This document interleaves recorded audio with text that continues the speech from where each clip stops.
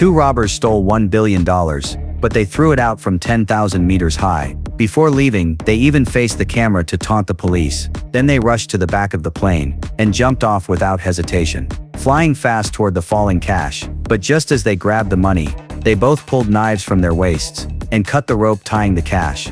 Instantly, the money scattered across the sky. A rain of cash fell all over the place.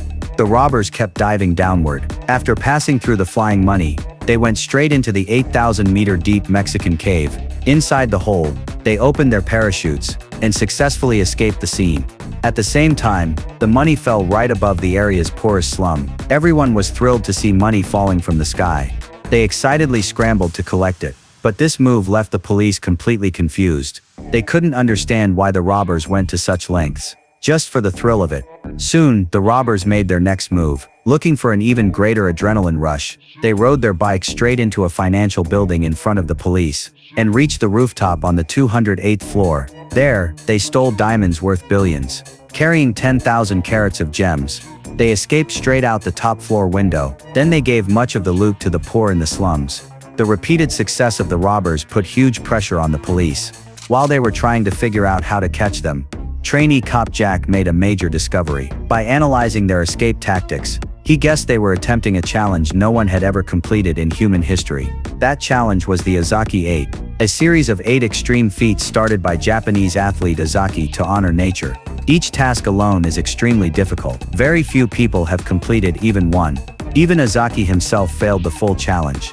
He died tragically during the third feat.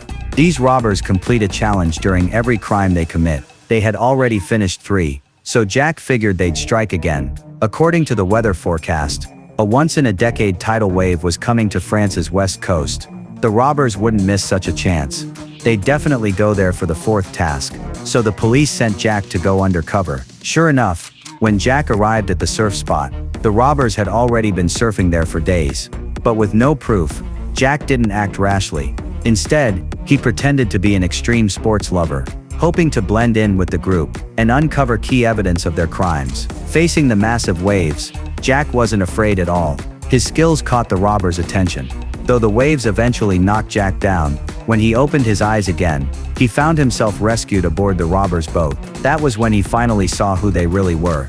Turns out, each one of them was worth over $1 billion.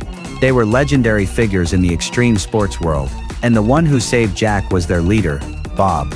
After getting close with them, Jack expressed his wish to join their Ozaki 8 challenge. That made them suspicious of Jack right away. But when questioned by them, Jack of course didn't reveal the truth.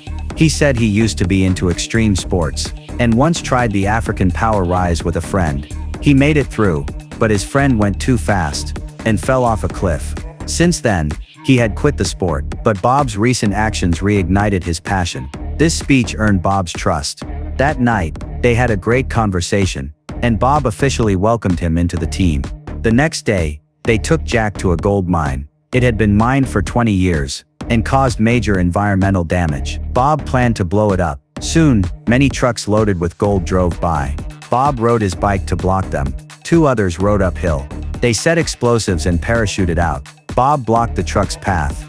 He held the remote, ready to detonate. Jack rushed to stop him and revealed he was a cop, but Bob wasn't afraid at all. He pressed the detonator and rode straight off the cliff. Jack didn't hesitate. He jumped on a bike and gave chase at full speed.